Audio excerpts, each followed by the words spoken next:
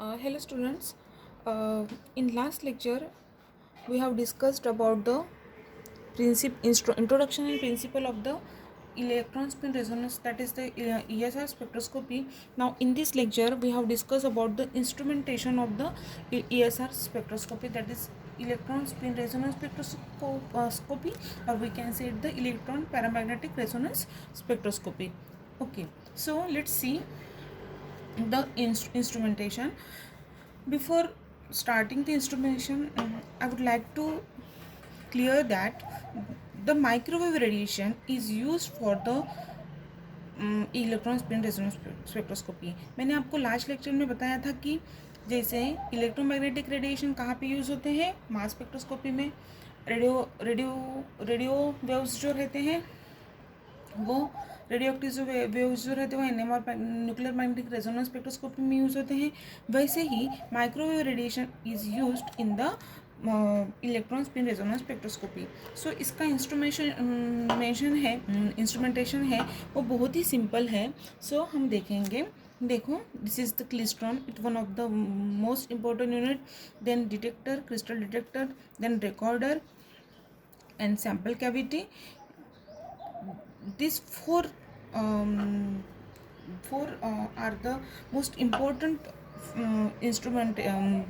most important factor are used in the instrumentation. देखो यहाँ पे क्लिस्ट्रॉन है, जो क्लिस्ट्रॉन जो सोर्स ऑफ रेडिएशन एक्ट करता है. ठीक है, वो क्या करेगा, जो माइक्रोवेव रेडिएशन रहेगा वो डिटेक्टिव वो आगे भेजेगा.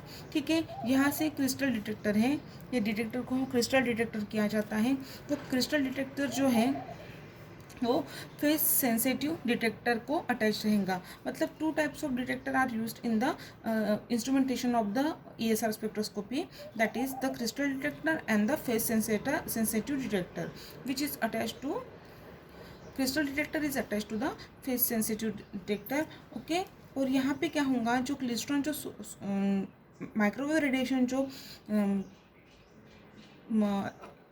पास करेंगी वो यहाँ पे क्या करेगा. देखो, ये पहले स्ट्रक्चर समझ लो आप. यहाँ पे क्या है, ये जो है वो इलेक्ट्रोमैग्नेट है. ठीक है, ये इलेक्ट्रोमैग्नेट के बीच में जो है, ये जो मैंने ये डॉटेड लाइन ये लाइन की है वो क्या है, सैम्पल कैविटी है. ओके, और ये सैम्पल कैविटी के बीच में जो है वो N south, that is north and south pole जो है वो क्या है, मैग्नेट है. वो मैग्नेट के बीच में जो है वो सैम्पल कैविटी हम प्लेस करेंगे. मतलब जो सैम्पल का हमें ESR स्पेक्ट्रा निकालना है वो सैम्पल हम इसमें रखेंगे. ठीक है, और ये क्या है, सैम्पल कैविटी है, और ये क्या है, इलेक्ट्रोमैग्नेट है. ठीक है, फिर ये मॉड्यूलेशन इनपुट यूनिट रहता है. और यहाँ पे फिर क्या होगा, माइक्रोवेव रेडिएशन आएंगी. यहाँ पे क्या होगा, उसका ये होगा, वो क्या करेंगी, फॉल करेंगी. यहाँ पे सैम्पल पे फॉल करेंगी.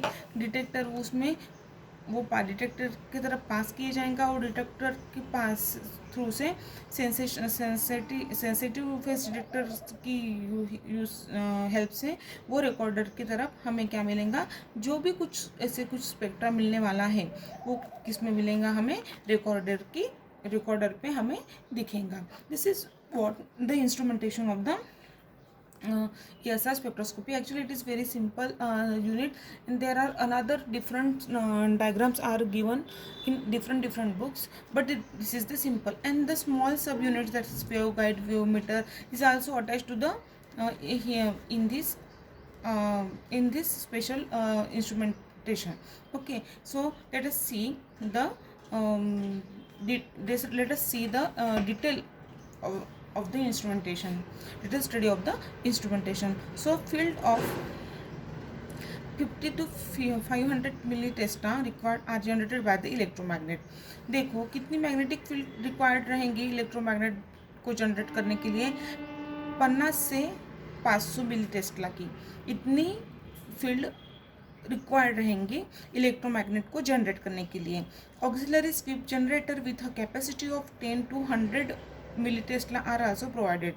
और जो ऑक्सिलरी स्वीप जनरेटर रहेगा उसकी कैपेसिटी जो रहेंगी वो 10 to 100 मिली टेस्ला इतनी रिक्वायर्ड रहेंगी. Then monochromatic microwave radiation might be readily obtain by using the klystron oscillator. जो क्लाइस्ट्रॉन ऑसिलेटर हम यहाँ पे यूज़ करेंगे वो सोर्स करके यूज़ करेंगे, वो उसकी जो माइक्रोवेव रेडिएशन जो रहेंगी वो क्लाइस्ट्रॉन ऑसिलेटर की से हम का यूज़ करके हम जनरेट करेंगे। Okay, sample for ESR must be solid.